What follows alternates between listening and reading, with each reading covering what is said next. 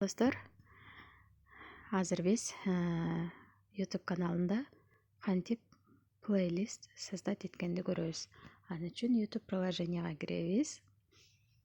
Библиотекага кирип, создать плейлистти басабыз. Бул жерден керектүү видеону тандап алсак болот. Бул жерде өзүбүздүн видео болбогондуктан далее басабыз. Эми плейлистке ат коебуз, название. Мисалы бул жерге салаттар дейбиз. Жалаң салаттардын түрлөрүн ушул плейлистке жайгаштырабыз. Доступ дейт.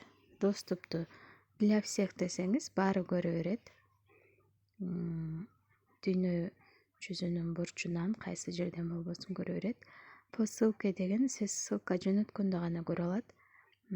Ал эми өзүңүздөн башка эч ким көрбөсүн десеңиз, для вас дегенди басасыздар. Мен для всехти тандап, создатьты басам.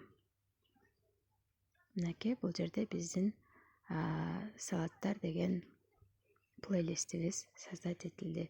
Эми ушуга жалаң салаттардын түрлөрүн киргизип коебуз бул жака. Кааласаңыздар бир канча плейлист түзүп алсаңыздар болот. Менде мынакей игры деген плейлист бар. Бул жерде жалаң оюндар, информатика сабагына тиешелүү сабактарды өзүнчө, Инстаграмды өзүнчө, ар түрдүү темадагыларды өзүнчө плейлистке киргизип койгом.